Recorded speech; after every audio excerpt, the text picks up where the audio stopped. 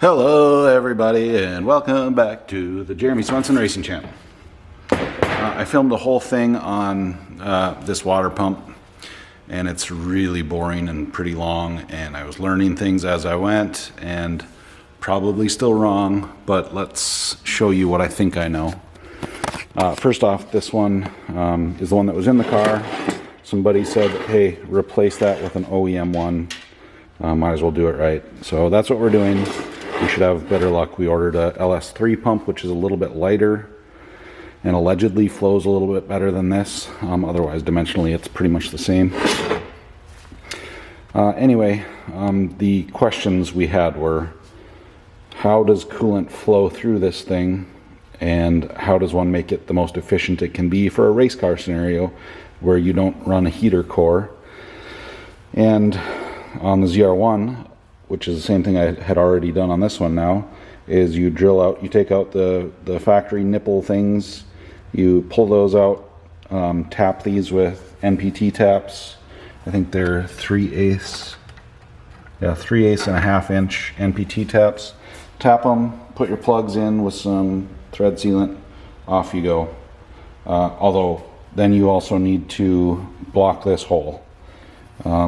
The internet says throw a 31 millimeter, let's see, 31 millimeter frost plug, expansion plug, freeze plug in there, tap it home, and off you go. So, oh wait, that falls right in there.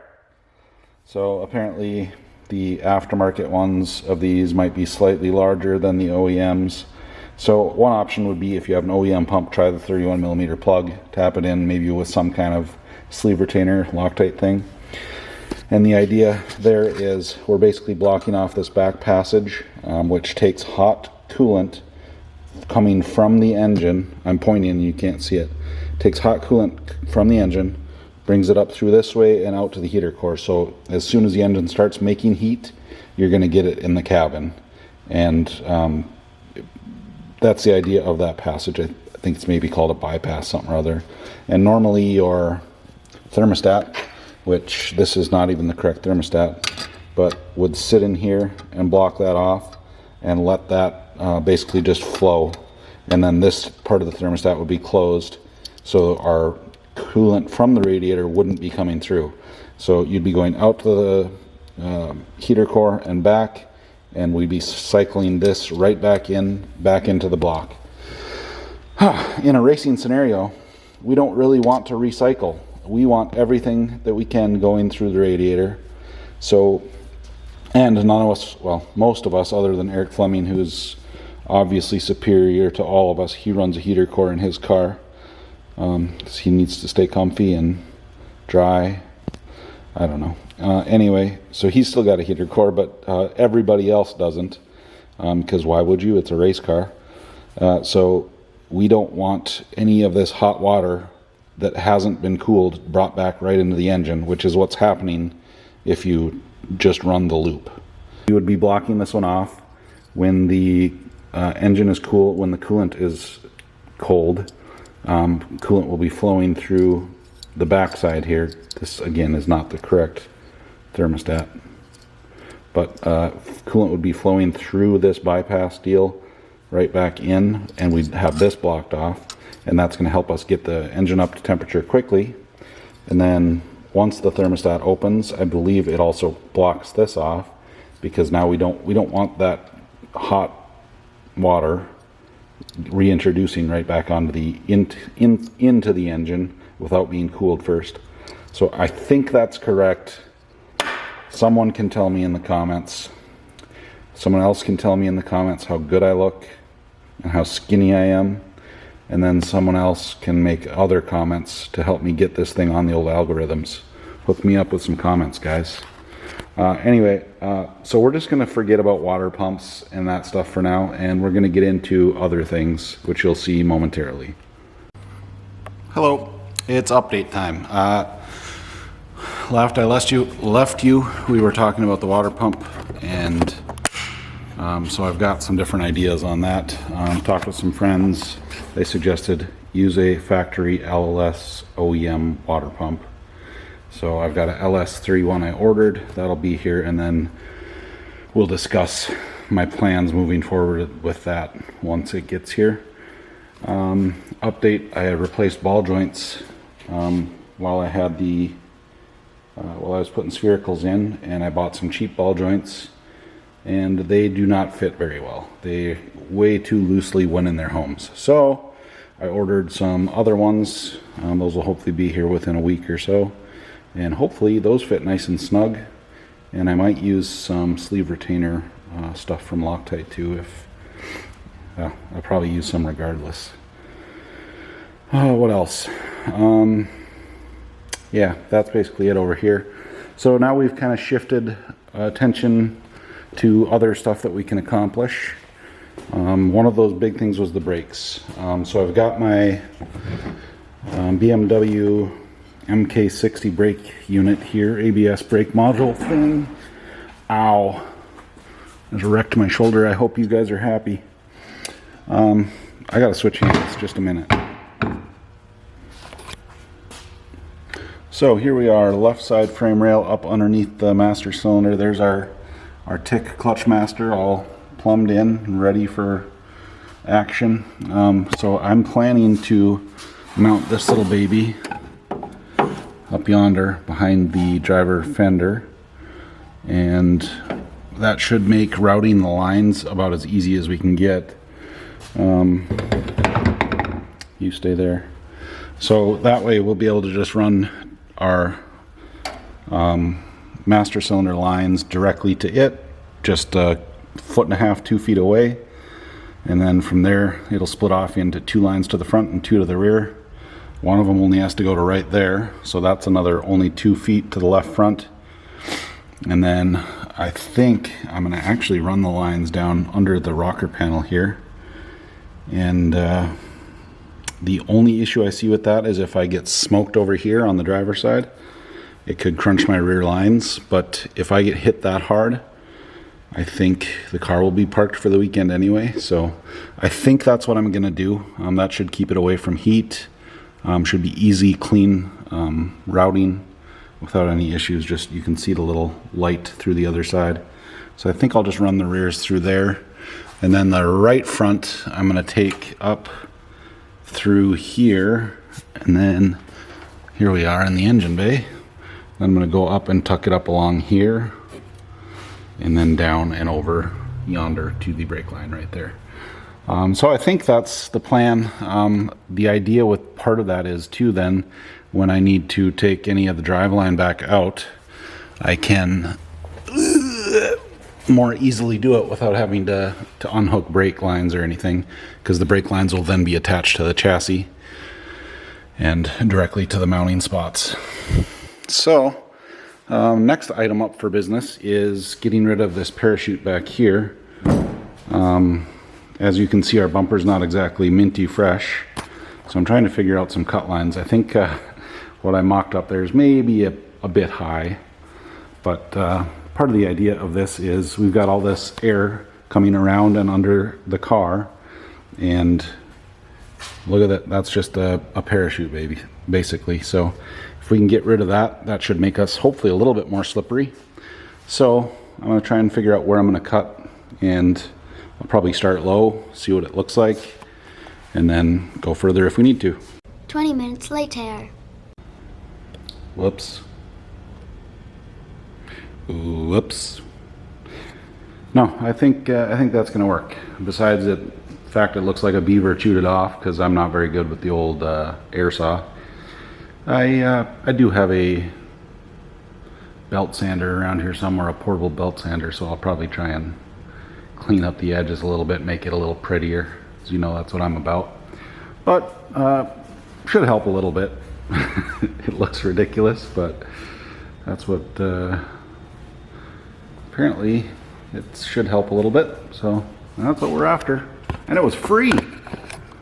So anyway, I think we'll leave it like that.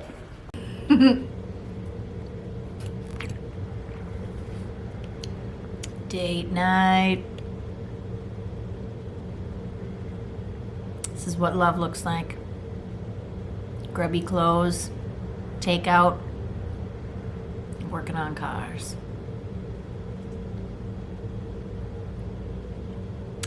Food and food in my teeth. I can't smile.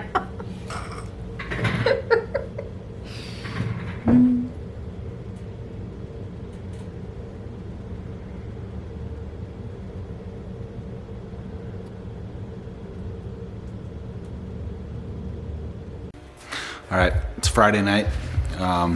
The wife and I just had a date night, which consisted of getting some to-go food and eating it in the office. And now we're gonna work on the race car because I've got a great wife. Anyway, we are going to do the brakes like I've just told you about. So here we've got our pump yonder, and we need to make a bracket first. So we're gonna see what kind of metal skills the wife has. This should be fun. Ready? Mm-hmm.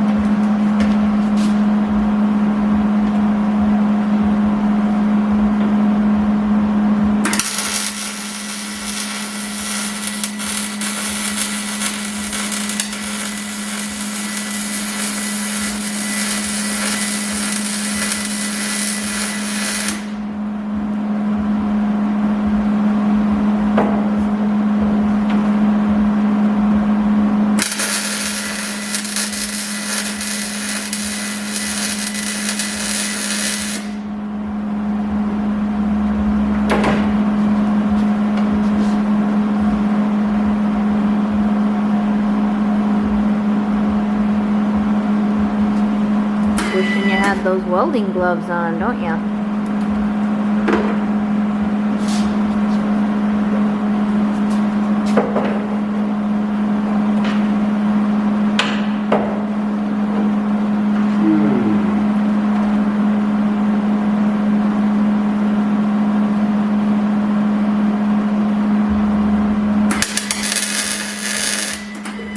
Now I do. What's up, look? That one's hot. That's an I told you so moment, folks. Ha ha.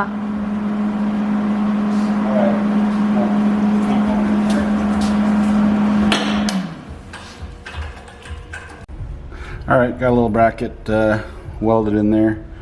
A little hard welding around this rod, so it's not my greatest work. Not that my greatest work's very good, but we'll get that painted up, get the ABS module mounted in there, and then we can start running some lines. All right, you've seen, go.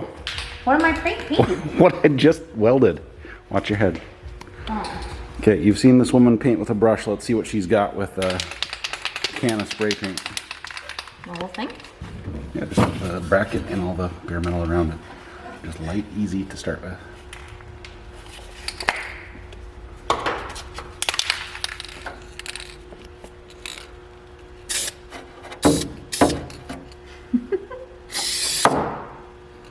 How's that for light and easy?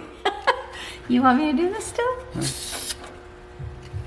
I can't really see. Up.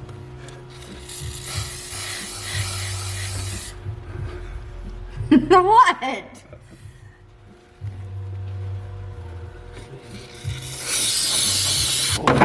I can't see. I'm too short. Okay. Well, I think that's probably good. As long as you think you got most of it. The cars. Yeah. What? On camera, that's gonna look perfect. You even got the rod a little bit there. Yeah, So on purpose. thorough. Yes.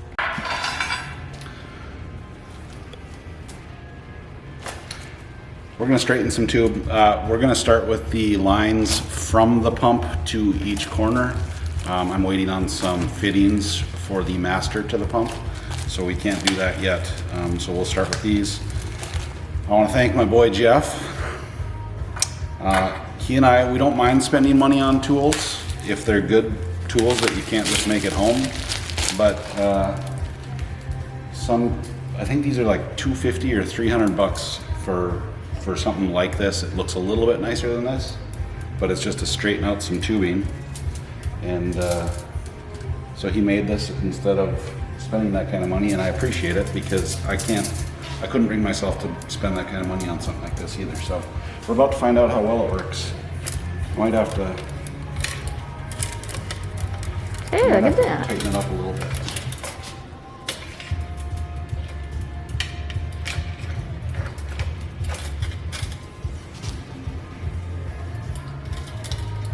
I'm using, this is 3/16. It's the nickel copper stuff. It's very flexible and malleable. And we're not going for laser straight, as you might have guessed. So I think we'll, probably should have done some measuring first, huh?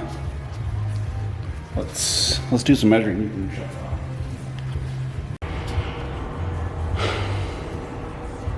Okay, well, in a few segments ago, I told you I was going to run lines down through the rocker panel here to get to the back, which I like the simplicity and everything of it, but I can't really secure them because there's no access.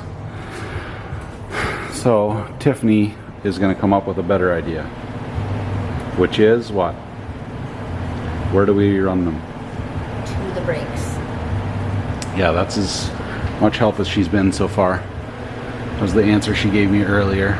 But I think we'll have to come up and over the frame rail here through all the maze, and I'll maybe have to do a union here because I don't have the fancy flaring tool that you can bring to the car.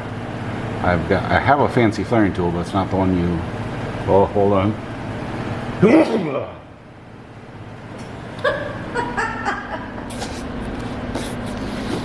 My gum just went flying. Anyway, I better pick that up. You don't need to see that. So I think we're going to try run them through here. I'll probably have to run union, but we can keep it up above the exhaust. This is the fuel line. That gets separated by a large, well, that thing right here, which this is an aftermarket one, so she's a thick boy. It's actually very heavy too, but it's got a little insulation on it too. So, and that is where the factory brake lines go. So obviously it works. So I think that's what we'll do. I just might have to use another extra union or two. Stay tuned. Okay, we are petering out because we're old fogies, but we're going to try and get at least one line done here before we leave. And I wanted to, well, I had a lovely film gal to show you how I do my flares. The very first thing you do is you forget to put the fitting on, and then you make your flare. It happens at least once every time. And now that I'm mentioning it, I don't think I even have nuts. Well, we're going to steal some nuts for this. These were for the front, but I should clean this up first. Cut! You're rolling? This magic that I bring you on a bi-weekly basis on average doesn't always come easy. So sorry for that little break. I just had to clean up some old used nuts. Anyway, this is one of my, well, I don't have a lot of experience with brake flaring, but I have tried the old-fashioned way, and I'm not good at it. But this makes it easy for a dummy like me to do it. Come around to the other side, sweetie. Oh. Trip over some stuff. No, I almost fell. Okay, so we've got a 3/16 line. You cut it with your pipe tool, and then I just take a drill bit and clean out the inside a little bit, make sure there's no burrs or anything. Put it in your die, which is a 3/16 die, and I like to put just a little bit of pressure on the die, just a little to start with. I guess, holy cow, what?